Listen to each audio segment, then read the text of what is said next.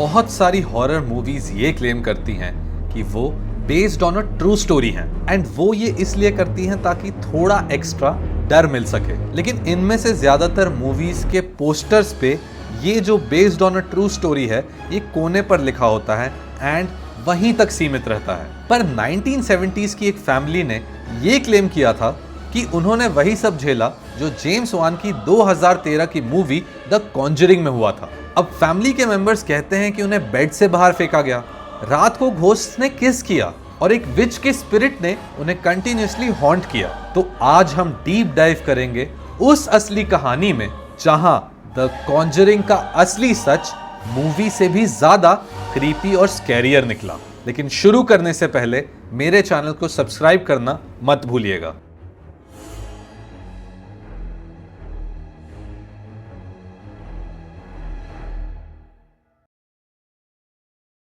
Nineteen 1971 में Roger और Caroline पेरोन अपनी 5 बेटियों अप्रैल, सिंडी, क्रिस्टीन, नैन्सी और आंद्रेया के साथ हैरिसविल, रोड आइलैंड में अपने नए घर में शिफ्ट हुए। और अगर आपने द कॉन्जरिंग देखी है तो आपको जरूर आइडिया लग गया होगा कि आगे क्या होने वाला था। लेकिन जो सबसे अजीब बात उनके साथ हुई वो किसी घोस्ट से रिलेटेड नहीं थी। वो एडवाइस थी जो उनके नेबर्स ने उन्हें दी थी। उनके नेबर्स ने यह कहा था कि अपनी फैमिली की भलाई के लिए रात में लाइट्स ऑन रखना। इस वार्निंग के डायरेक्टली बाद ही उनकी पहली पैरानॉर्मल एक्टिविटी से उनका सामना हुआ। और जैसा कि हर हॉन्टिंग केस में होता है, हर चीज छोटी छोटी बातों से शुरू हुई। चीजें हिलना, आवाजें आना। अब बेसिकली एक पुराने घर के हिसाब से यह सब बिल्कुल भी अनयूजुअल तो नहीं था। सिंथिया पेरोन के मुताबिक पहले तो छोटी छोटी चीजें होती रहीं जिनके बारे में किसी ने कभी बात भी नहीं किया, लेकिन वो शांति ज्यादा दिन टिक नहीं पाई।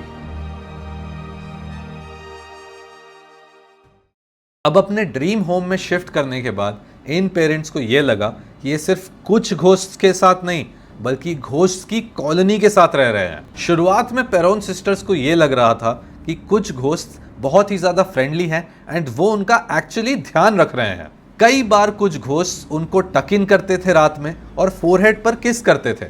सिंथिया और आंद्रेया पेरोन दोनों को वो घोस्ट याद है जो उन्हें रात में गुड नाइट किस देती थी।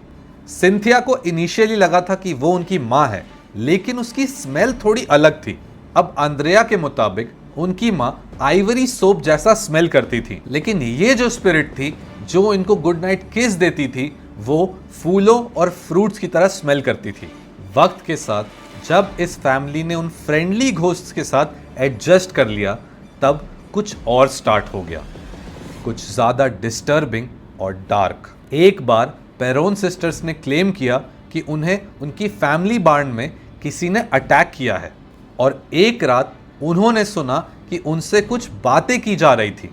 ये बातें कोई सामने खड़े होकर नहीं कर रहा था, ये बातें किसी और दुनिया से हो रही थी।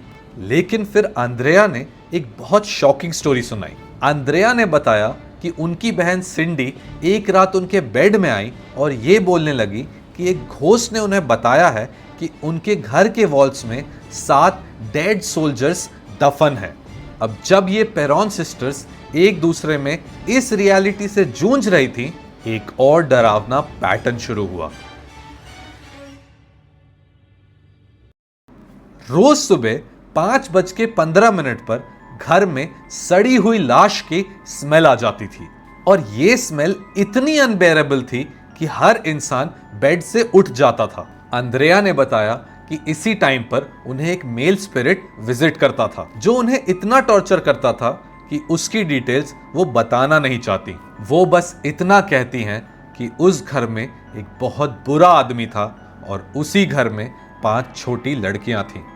और ये सब सोचकर और सुनकर आप भी अभी यही सोच रहे होंगे कि उन्होंने वो घर छोड़ दिया होगा, लेकिन सरप्राइजिंगली उन्होंने डिसाइड किया वहां रुकने का। अब फैमिली के सारे मेंबर्स को स्पिरिट्स फील हुए, लेकिन सबसे ज्यादा उनकी मां कैरोलिन को हुए। एक इंटरव्यू में कैरोलिन ने यह बताया कि उनको सबसे बड़ा शॉक तब लगा जब उनके बेड के साइड में ग्रे कपड़े में एक औरत खड़ी थी जो कॉन्टिन्यूसली बोल रही थी, get out, I will drive you out with death and gloom. अब इतना बड़ा हिंट काफी होना चाहिए था, लेकिन फिर भी इस फैमिली ने वो घर नहीं छोड़ा। ये ग्रे ड्रेस वाली औरत शायद बेथशेबा थेयर थी, वो औरत जो इस घर की पहले ओनर थी और अब उसे विच माना जाता था, और जो इस हॉन्टिंग का सबसे बड़ा हिस्सा थी।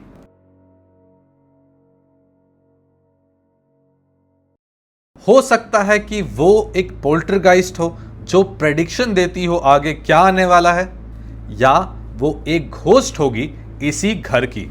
अंद्रेया पेरोन ने बाद में बताया कि ये जो औरत थी उसे ये लगता था कि वो इस घर की असली ओनर है, एंड इसीलिए कैरोलिन उसकी सबसे बड़ी राइवल थी। कैरोलिन की प्रेजेंस उसके लिए एक कंपटीशन बन गई थी, लेकिन फिर भी इस फैमिली ने एक हॉरर मूवी की तरह डिसाइड किया कि वो ये घर नहीं छोड़ेंगे।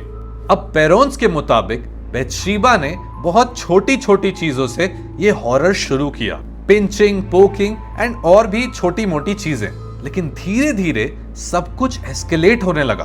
उन्हें ये लगने लगा कि बेथशेबा उन्हें इस घर से निकालना चाहती है। जब नॉर्मल हॉन्टिंग से बात नहीं बनी तो पेरोन्स ने यह बताया कि बेथशेबा ने कैरोलिन की बॉडी को पोजेस कर लिया।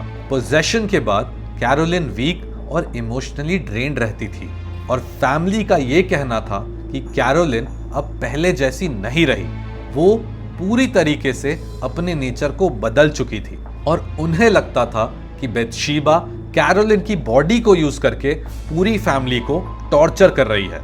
लेकिन सबसे अजीब बात यह थी कि यह स्टोरी एड और लॉरेन वॉरेन तक कैसे पहुंची। अब ज्यादा लोग यही मानते हैं कि पेरोन्स ने खुद कांटेक्ट किया था वॉरेन्स को, लेकिन अंद्रेया के मुताबिक उनकी एक फैमिली फ्रेंड बारबरा कनेक्टिकट में वॉरेन्स का लेक्चर सुनने गई थी। उसने उनके केस के बारे में वॉरेन्स को बताया, और फिर वॉरेन्स पेरोन फैमिली के पास आए।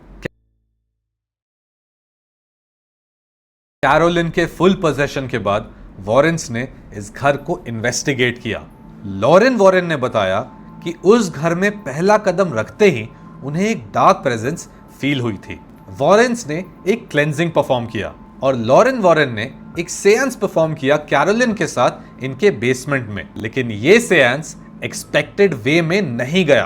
पेरोन फैमिली का यह कहना था कि सेंस के बाद चीजें और बिगड़ गई। वॉरेन्स ने इसके बाद भी पेरोन फैमिली के साथ बहुत सालों तक कांटेक्ट रखा, लेकिन वो कभी भी उस हॉन्टिंग को खत्म नहीं कर पाए। अब आप सोच रहे होंगे कि उस सेंस में ऐसा हुआ क्या, तो मैं आपको बता दूं कि लॉरेन ने कभी ये पब्लिकली नहीं बताया कि उस सेंस में एक्चुअली हुआ क्या था, लेकिन लॉरेन ने यही बताया कि जो भी उस दिन वहां हुआ था उन्होंने वो देखा था और उनका दिमाग हिल गया था। अंद्रेया पेरोन ये कहती हैं कि सेंस के दौरान वो चुपके से बेसमेंट में चली गई थी, और वो कहती हैं कि उसके बाद उन्होंने अपनी मां कैरोलिन को कभी भी सेम नहीं देखा। उनके मुताबिक कैरोलिन एक अलग ही भाषा में बोलने लगी थी, और उनकी वॉइस कैरोलिन की नहीं किसी और की थी। चेयर हवा में उड़ गई थी और वो रूम के अक्रॉस फेंक दी गई थी। अगर आपने कॉन्जरिंग देखी है तो आपको याद होगा वो हाइड एंड क्लैप सीन्स, जहां एक लड़की ब्लाइंडफोल्ड होती है और बाकी लोग क्लैप से उसे गाइड करते हैं। फिल्म में ये सीन स्कैरी थे, लेकिन रियल लाइफ में ये और भी ज्यादा हॉरिफाइंग थे। सिंथिया पेरोन ये कहती हैं कि एक दिन जब वो हाइड एंड सीक खेल रही थी, वो एक पाइन बॉक्स में छुप गई। अब बॉक्स में कोई लॉक या लैच नहीं था, लेकिन जब वो बाहर आना चाहती थी वो बॉक्स खुला ही नहीं। वो चीखने लगी, किक करने लगी, लेकिन किसी ने भी कुछ नहीं सुना। 20 मिनट बाद उनकी सिस्टर नैन्सी वहां आई और उस बॉक्स को आसानी से खोल दिया। अब आप डिसाइड कीजिए, क्या ये पैरानॉर्मल था या एक बहुत पुराना बॉक्स? आज भी पेरोन फैमिली क्लेम करती है कि बाथशेबा उनका पीछा नहीं छोड़ती। जब द कॉन्जरिंग की शूटिंग हो रही थी, पूरी फैमिली को सेट पर बुलाया गया था। इनिशियली सब जाने वाले थे, लेकिन कैरोलिन ने लास्ट मोमेंट पर कैंसिल कर दिया। अंद्रेया का कहना है कि जब सेट पर इंटरव्यूज हो रहे थे, तेज हवाएं चलने लगी। कैमरा, लाइट्स सब गिर गए। उसी मोमेंट पे उनकी माँ कैरोलिन जो घर पे थी वो नीचे गिर गई और उनका हिप इंजर हो गया, और सिर्फ इंजर नहीं, हिप फ्रैक्चर हो गया। अब पेरॉन फैमिली का ये कहना था कि ये कोई कोइंसिडेंस नहीं था। जब हॉस्पिटल में सब उनकी माँ से मिले तो उन्होंने कहा बाथशेबा का कर्स, वो नहीं चाहती कि उसका राज कभी खुले। अंद्रेया कहती है कि जो लोग भी आज तक उस घर में रहे हैं उन्होंने कुछ ना कुछ पैरानॉर्मल जरूर एक्सपीरियंस किया है।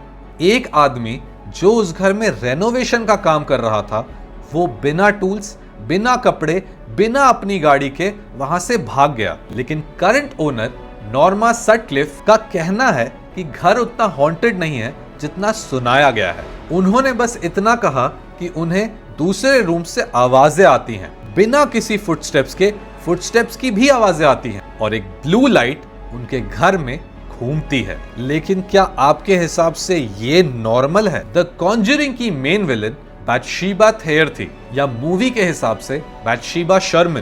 पेरॉन फैमिली कहती है कि उसका स्पिरिट उनके साथ एक डेकेड तक था, उनकी माँ को पोजेस किया और इवन फिल्म के सेट तक पहुंच गया। लेकिन क्या बाथशेबा सच में एक विच थी? हिस्टोरिकली बाथशेबा एक नॉर्मल वुमन थी, मैरिड थी, 4 बच्चे हुए जिनमें से 3 यंग एज में ही मर गए, जो उस जमाने में अनकॉमन नहीं था। 1885 में बाथशेबा की डेथ एक स्ट्रोक से हो गई और उन्हें उनके हस्बैंड और उनके बच्चों के साइड में दफनाया गया। और अभी तक सबसे बड़ा सवाल, फैमिली ने घर क्यों नहीं छोड़ा? सिंपल आंसर था पैसे। निक्सन और कार्टर एडमिनिस्ट्रेशन के बीच इकोनॉमिक प्रॉब्लम चल रही थी और इस फैमिली के पास बिल्कुल भी पैसे नहीं थे किसी और जगह शिफ्ट होने के। अंद्रेया कहती है कि उनका फार्म 200 एकड़ का था, लेकिन फिर भी वैल्यू गिरे जा रही थी। अगर वो उस घर को छोड़ देते तो ये पूरी पेरॉन फैमिली स्ट्रीट्स पर आ जाती। फाइनली 1980 में उन्होंने वो घर बेच दिया। जैसे ही पेपर साइन हुआ पूरी फैमिली जॉर्जिया भाग गई और कभी भी पीछे मुड़कर नहीं देखा। अब आपको ये डिसाइड करना है कि क्या ये सब कुछ सच था या सिर्फ एक हॉरर कहानी। लेकिन डिसाइड करने से पहले एक बात जरूर याद रखिएगा, कभी कभी सच सबसे ज्यादा डरावना होता है।